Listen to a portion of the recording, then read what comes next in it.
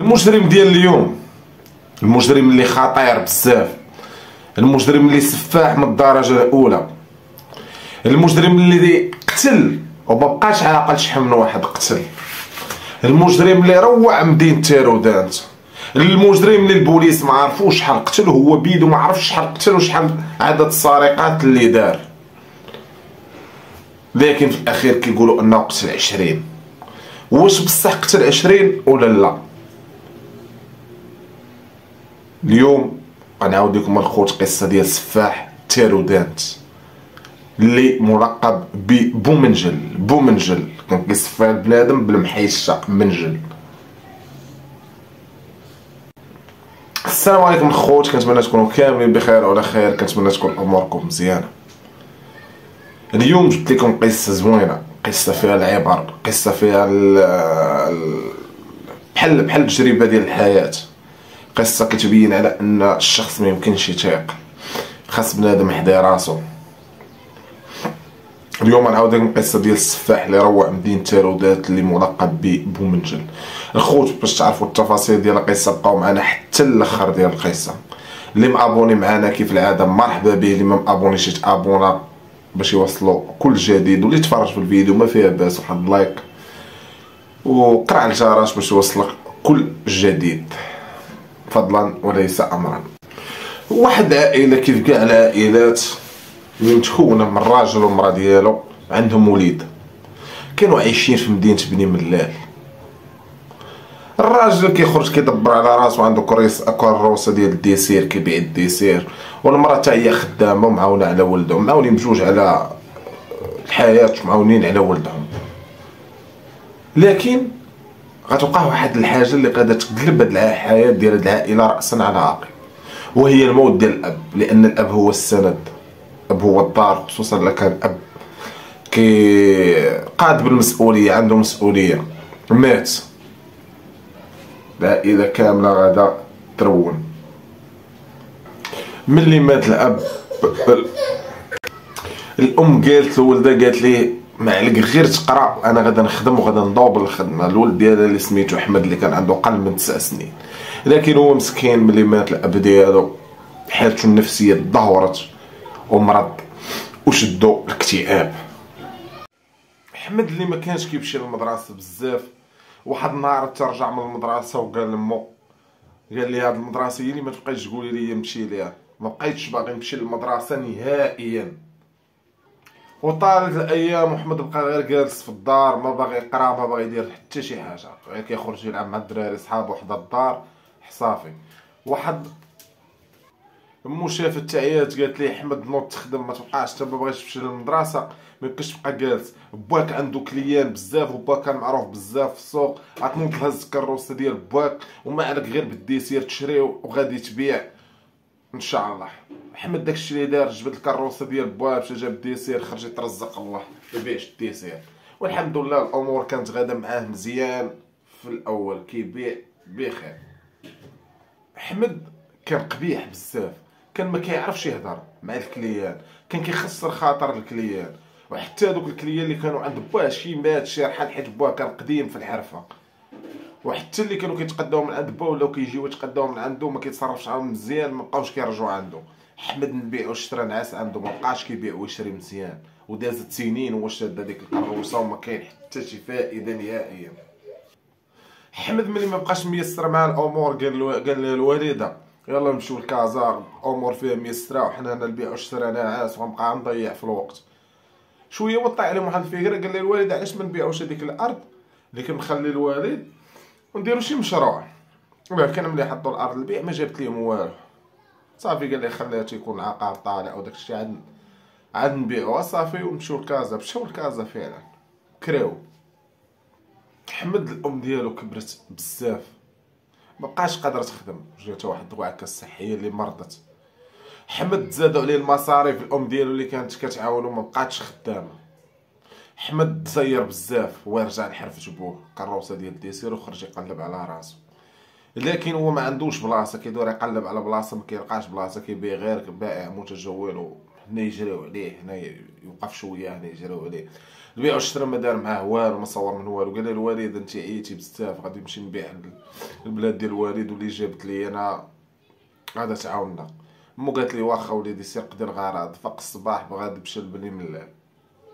وهنا الخوت فين غادا تقلب حياة حمد وغتبدل ليه الحياة ديالو. مشى للارض ديالو، حط فيها بلاكا ديال لي البيع. يومين هو حاضر باغي يتباع. نهار الثاني جاو عنده وشي ناس بغاو يشريو الارض.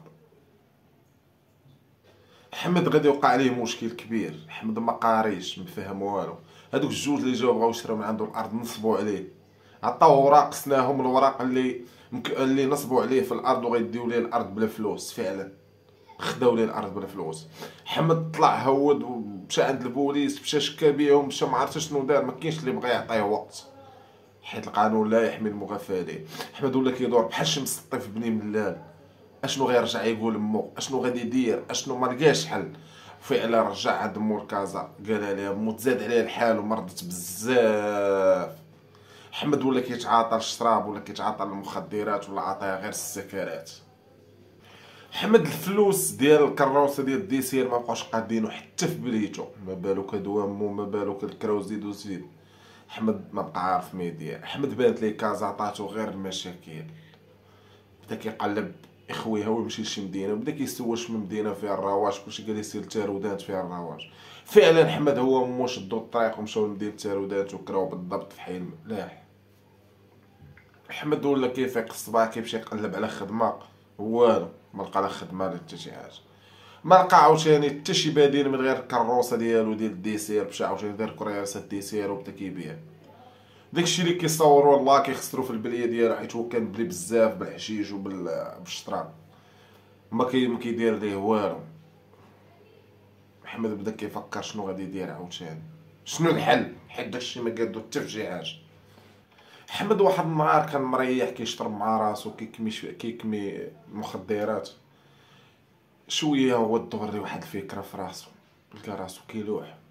بدا كيشوف داك الطرف ديال الحشيش، كيقول علاش انا كنكمي هادشي، انا حياتي دمرت اللهم نزيد ندمرها. علاش لي ما نوليش نبيع هادشي ونصور منه الفلوس، شو علاش حاجه كنخسر فيه ديال الفلوس. لغد الصباح مشى عند داك البزناس اللي كيتقدم من عنده الحشيش، قال لي عافاك دبر عليا نخدم معاك وبغيت ندبر على راسي. هذاك البزناس شاف حمد ما حمد كان مقدر، عجبو الحال، تقبل الفكره، قال لي مرحبا غادي تخدم معايا. حط لي الشروط ديالو وقال لي غتخدم معايا.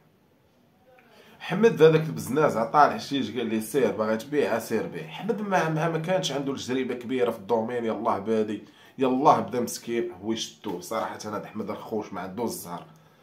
بقاو معنا حتى الاخر باش تعرفوا جميع الاحداث، شنو كيفاش تغيولي سفاح، شو الحياه شنو دارت ليه حتى غيولي سفاح.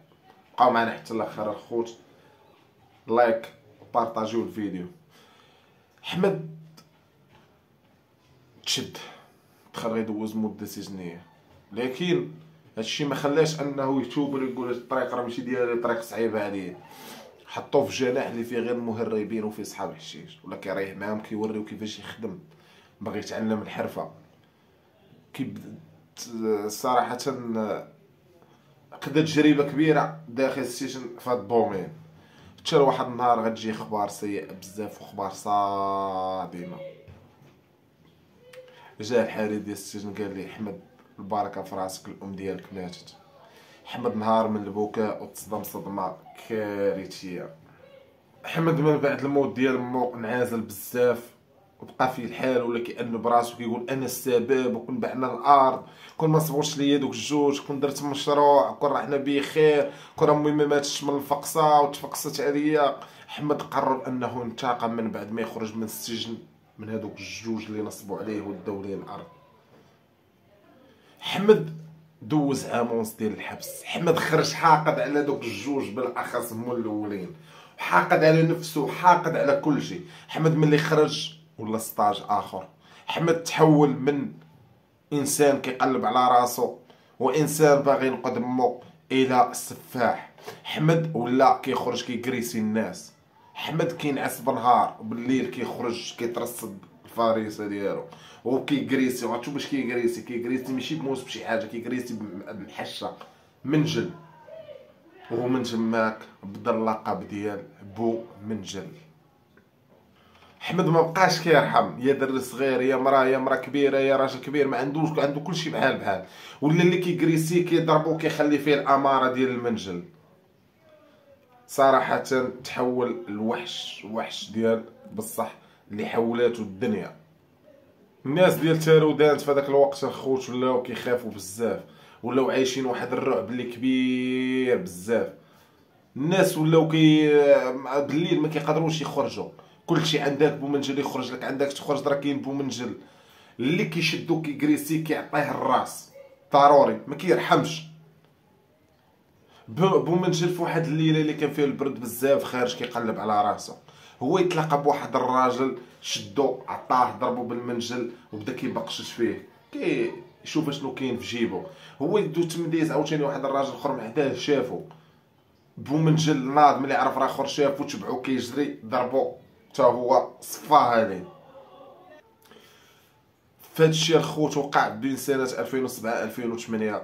هاد خونا هاد بومنجل هاد حمد اللي قاساتو الحياة، كان بالنهار كيكون راجل درويش كيبيع الديسير وفي الليل كيتحول الى وحش. في واحد النهار عاوتاني بومنجل كان خارج كيقلب على راسو بالليل ويتلاقى بواحد الراجل كبير وضربو طيحو وبدا كيقلب فيه، لكن هادشي ما غيدوش هباء المنثورة. واحد الدري اللي تقريبا 18 19 عام شافو وبقى مضرب، وداك الدري كانت عنده واحد الشجاعه وكانت عنده واحد القدره اللي قويه بزاف. قرر انه يتبعو وبشويه وحده راسو يشوفو فين كيسكن. سلام لهداك الراجل بقشو بومنجل غبش غادي لدارو. هو يتبعو داك الدري من اللور، عرفو فين كيسكن ومشى عند صحابو وقالها ليه. الولد واخا قالها لصحابو ما تيقوش، قال لهم يلا معايا غدا باش تتاكدوا. فعلا غدا في الليل عاوتاني مشاو حتى الدار ديال بومنجل وتدرقوا باش يشوفوه واش غيخرج. وفعلا هو يبان لهم جاي هاز المنجل. الدراري خافوا بزاف وعرفوا شنو كاين، وقعا شافوه في وجهه وقرروا انهم يمشيو يشكيو بيه. هما غادي يشكيو رايحوا في واحد البيسري فتره، هما كيفطروا حتى دخل واحد السيد موطور مقدر واحد الكوستو قداشنا هو. دخل البيستري كيتقدى، الدراري حلوا عينيهم وعرفوا شكون هما، غير تقدى وخرج وما يخرجوا كلشي كيجريو ها بومنجل ها بومنجل ها بومنجل. والناس كاملين ملي شافو كيغوتوا ها بومنجل كلشي تجمعوا تابعينه وهو هارب بالموطور وكيغوتوا ها بومنجل ها بومنجل. هو هارب واحد اللقطه وصل لواحد الفير ملي فيها الغيس الموطور مبقاش قدر يزيد ليه، وقف به الموطور هو ينزل، هو يجبد المنجل. الناس تعرموا عليه كيقول لهم اللي قرب مني غادي نصفيها ليه والله لا رحمت شي واحد. واحد اللقطه الدراري كانوا ما كيخافوش تبارك الله عليهم، هزوا الحجر بداو كيشيروا عليه ضربوه بواحد الضربه هو يسخف. عيطوا للبوليس، جاو البوليس فرحوا وهزوا بومنجل وداو. ايوا خوت بومنجل حقوا معاه وعرفوا بانه هو اللي كيدير داكشي. ضرب شي 30 واحد كيضربوهم الراس بالمنجل، تقريبا ماتوا شي 20. هادشي اللي كيقولوا خو ما عرفش بالضبط شحال العدد. وبومنجل تشد في الحبس. الى هنا الخوت كتسالي القصه. كنتمنى تكون عجبتكم الحكايه القصه. الى فيديو قادم ان شاء الله. كان معكم عمر وهابي، منساوش تفرجوا وتبارطاجيو الفيديو مع صحابكم.